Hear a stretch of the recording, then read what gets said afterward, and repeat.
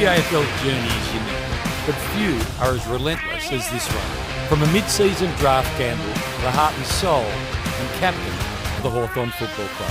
He burst onto the scene with a record-breaking tackle count and hasn't stopped hunting the footy since. I think we sit here now and say they probably got it wrong. This is the journey, the grit and the growth of Hawthorn's Jai Newcombe. Jai Newcombe is unfiltered. Yeah, people keep asking me if I'm, have you reflected? And I'm only 5 years into my career, really. I'm trying not to. I'm still trying to get better and get more out of myself, let alone reflecting on what I've already done. So, yeah, there's a lot of people in my family that are very proud of the position I'm in, and obviously I'm proud of myself as well. One of the main things I say, like when we go to a clinic or someone asks me for advice for a kid that's under the age of 12, I'm like, for you right now, enjoyment is everything. As professional athletes, still love what we do. Like, you have to find joy in the game in different ways. It gets hard at times. Obviously, you're challenged in different ways, but I mean, the overarching theme for us all being here was a joy and love for the game when we first started. What do you think the chances of being a Peter Crimmins medalist and captain of the Hawthorn Football Club would have been in March 2021? Yeah, pretty low. I don't know what kind of number I would be putting on it. I think I'm not only surprised myself, but I've surprised a lot of people along the way, and yeah, very fortunate to be at this great club and in the position I am at the moment. So you say you've surprised yourself. That was one of the interesting parts for me. Were you the one that believed in you all the way, thinking you would get to where you've got, or has your rise even surprised you? No, I've definitely surprised myself. If we're going to rehash some of the journey throughout this, but yeah, there was times where this, even being on an AFL list, was pretty well squashed and way too far away to be sitting here in this position. I've been heavy on have the confidence within myself, and I think you have to have that without it towing the line of arrogance. But yeah, it was definitely more unlikely than likely for a long time. So you go through the system there, but you keep getting overlooked by Gippsland Power. Were they wrong and you're unlucky? Or what was it that you were getting told that you were lacking? Yeah, I mean, it's a little bit of both. I think we sit here now and say they probably got it wrong. But I mean, at the time, I was relatively small until I was sort of 16 years of age. Was not a part of your pathways and anything like that until pretty much my bottom age year. And yeah, it was cut before Christmas, trying out for Gippy Power, and told to, go back and try and play some senior footy and get better at playing in another position, and went and did that, and was probably where I guess the realization of, even if you work so hard and do as you're told, you're not going to be guaranteed anything, and then wasn't invited back to train as a top ager. So no doubt a lot of the drive, I think, comes from sort of that 18-month period. There's so many sliding doors in life. How lucky were you that Box Hill were looking for some players to play a scratch match? Yeah, very. That sort of kind of sums up a lot of, I think, my journey and opportunities, and sort of grabbing them with both hands. And yeah, I was surprised myself that I was even going to play in the game, arrive knowing no one apart from one or two sort of Power teammates that were there on the day as well. And going from being a Hawks fan as a kid to playing a practice match for Box Hill, that was a cool start, and something I'll never forget. And then obviously from there we get a phone call at the other end of the year asking to come back and actually give it a proper crack, and it's like, pretty gobsmacked with how things sort of transition. How quickly did you know after being at Box Hill that you would survive at that level, and there was maybe a glimmer of hope with a mid-season pickup? Pretty much up until Christmas at Box Hill, I was training for a spot, so nothing was guaranteed, and was doing everything in my power to be there for as long as possible.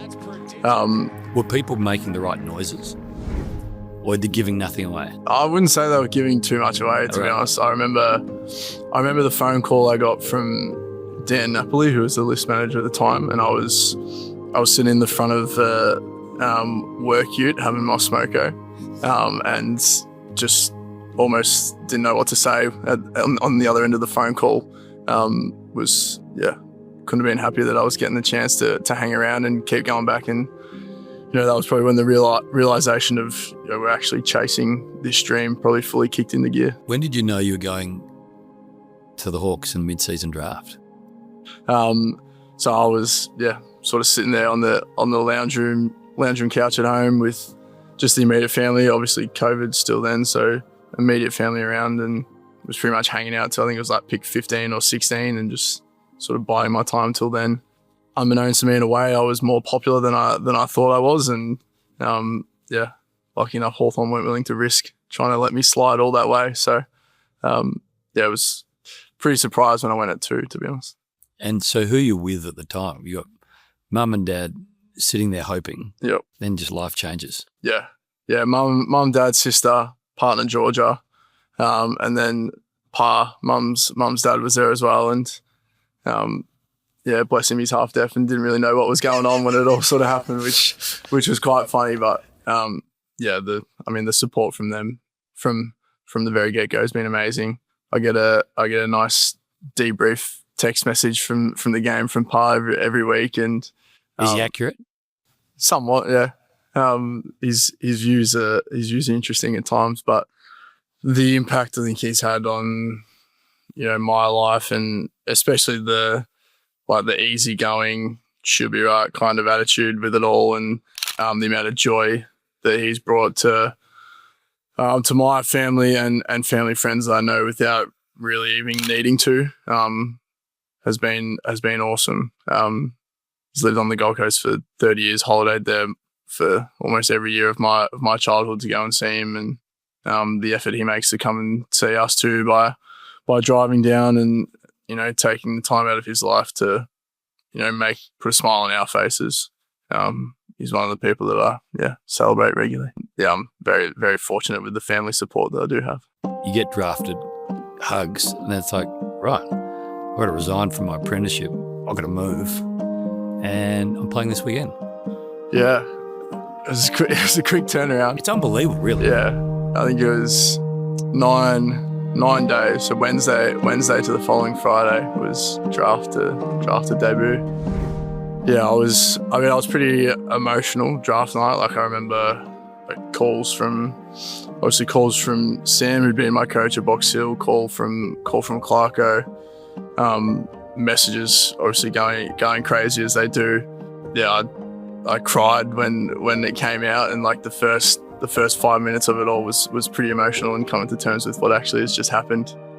And then I nearly missed. Like, I was unaware that I was a part of the squad for that week. I was living with Jager at the time and still trying to figure out all the club's communication platforms and things like that, and had missed the squad announcement and almost didn't think I had to be in at training on the Thursday morning or whatever it was. And then was off to Sydney to go play Friday night at the FCG for my first game. Just break the record for most tackles in a debut. Yeah, I get a lot of feedback on that, actually, from Gunners especially, about being second to the footy, but it's quite funny. Is that how Jack looks at it? Yeah, Jack. You can't lay the tackle if you got the ball. Yeah, exactly. So it's like, great record, but you should be there first. So thanks, Jack. So over the 9 days of drafted apprentice play, it must have been one of the more surreal sort of Kappa rides of all time. You are watching your heroes play, and then suddenly you're getting handballs from them. I mean, it happened pretty quick, to be honest. At least you knew all your teammates' names. That did help. Obviously, being around Box Hill, having a relationship with a handful made that a little bit easier. And even running out playing against Sydney and having Buddy and playing for the opposition. I remember running into him at one point and just being blown away with the actual size of the guy.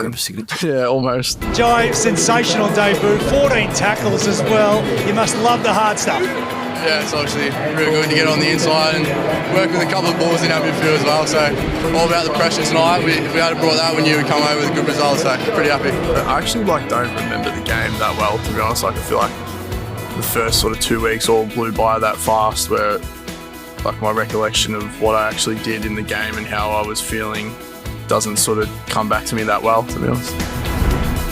Yeah, he's been a massive role in shaping my outlook on both football but life as well. Right now for me is trying to get into that top handful. Is there any chance you get sucked into the Hollywood Walk celebrations? I mean, I feel like I'm getting sucked closer and closer to being a part of one eventually. I need inspo from the creators themselves first, I reckon.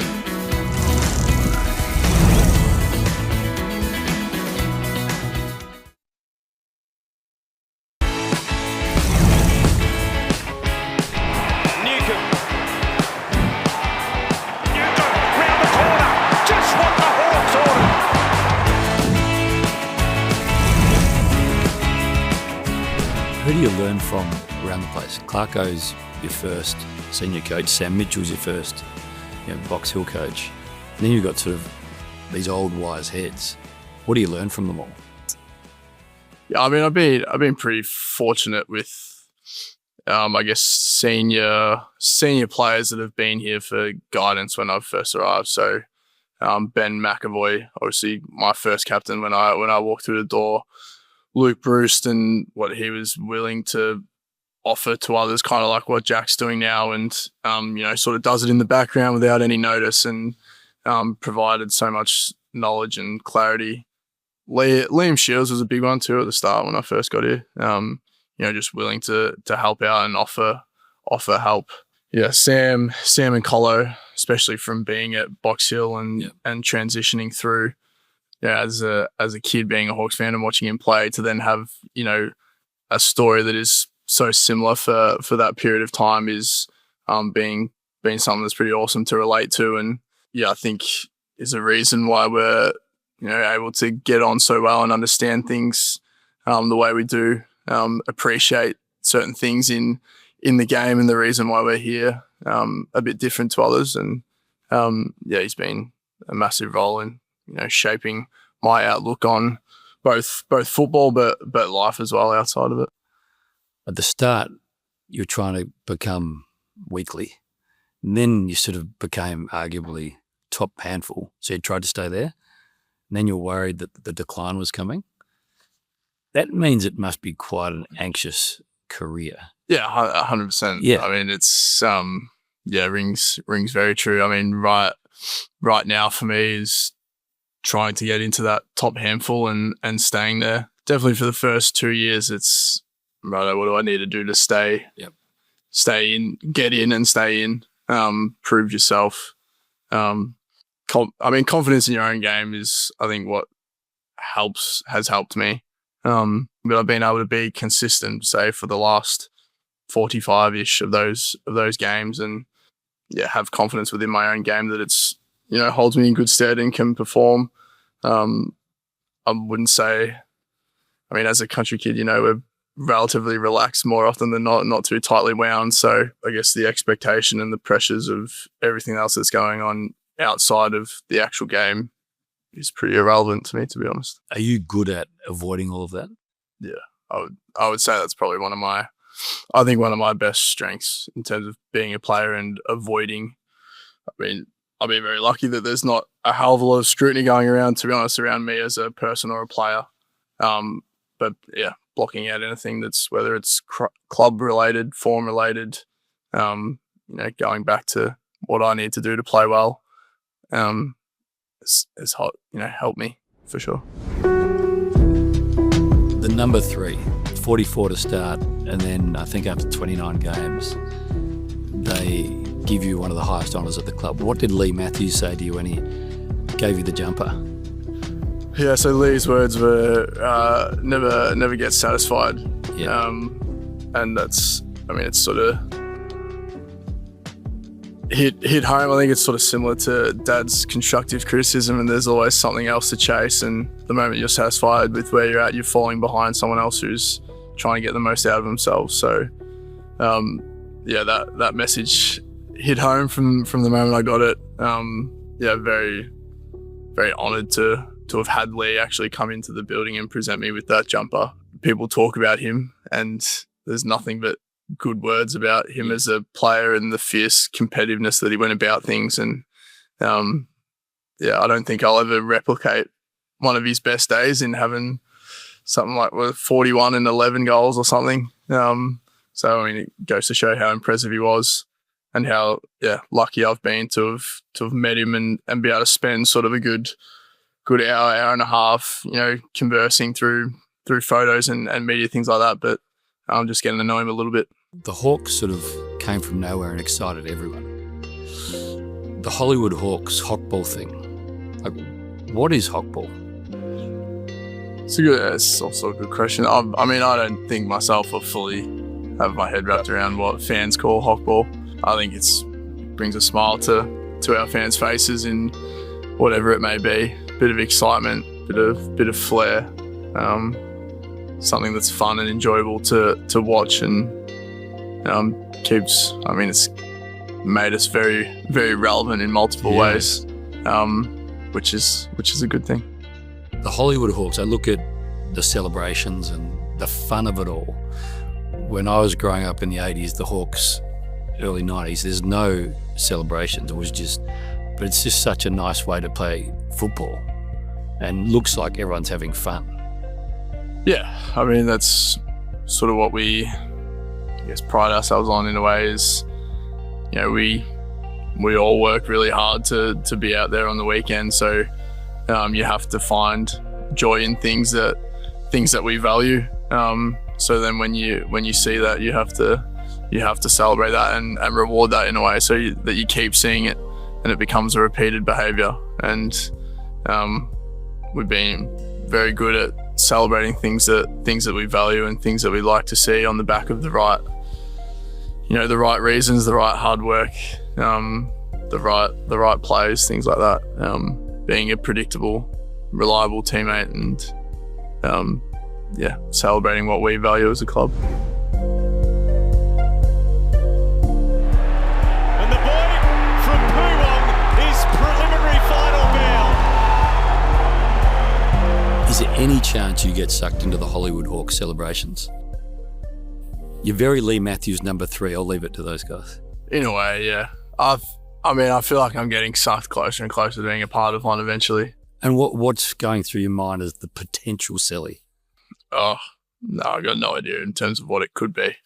I'd need inspo from the creators themselves first, I reckon. So who's head Hollywood Hawk? Like who would be captain? Well, they went through a patch where they reckon they were stealing each other's salaries, so they keep it to themselves a bit more now, right. I think. A rift within the Hollywood Hawk celebration. Possibly.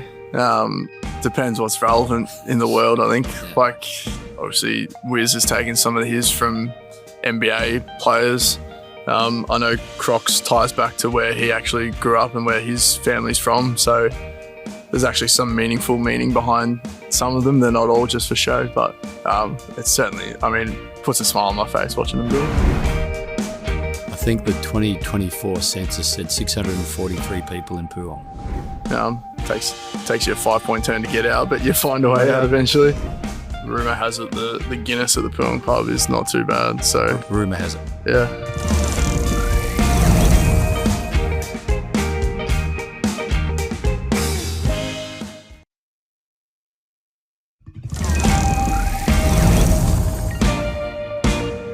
I think the 2024 census said 643 people in Pūong.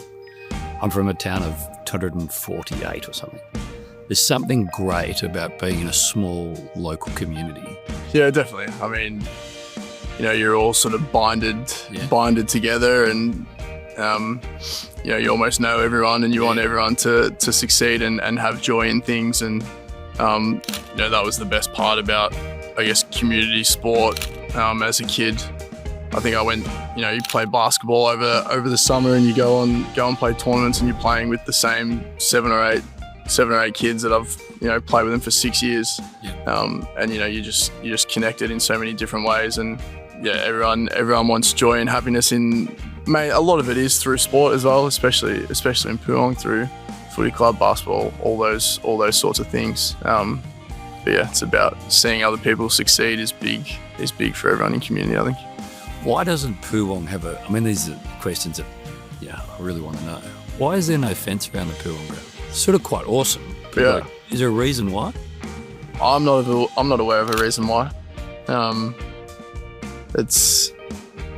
I mean, out of all the games that I would have played there and watched as a junior, I reckon I've only ever seen someone reach the gravel track once or twice. Like it's not that far from boundary to gutter, but what happens on the gravel track? There's no greyhounds or harness or no, just parking, pull up, watch the game, get home. Yeah. And on finals, you're allowed to park on the gravel track? Yeah, I feel like I have memory from being a kid, Pūong hosting a final of park down the front and reverse up into the bank, and it takes you a 5-point turn to get out, but you find a way out eventually. And your old man has kept that ground, or he's had a huge part of keeping that ground in unbelievable condition for decades. Yeah, he's been doing it for a long time. Pūong was known for being a mud pit for quite a while though, and there's been sort of a few renos along the way to get it in the condition that it's in now, and it's holds its form much better year round than what it used to. But if I was at Pūong tomorrow night, what would I have to do? What would you have to do? There's an unbelievable palmy at the pub. Or they are known actually. The pub has an Irish owner, and rumour has it the Guinness at the Pūong pub is not too bad. So rumour has it. Yeah, send you there for a Guinness and a game of pool. There's a number 3 jumper hanging in there somewhere as well, so you can have a look at that as well. It's been an unbelievable journey. I know there's lots and lots of chapters to be written, but a joy to watch you play. Congratulations on making all the doubters look ridiculous. Awesome. Thank you very much.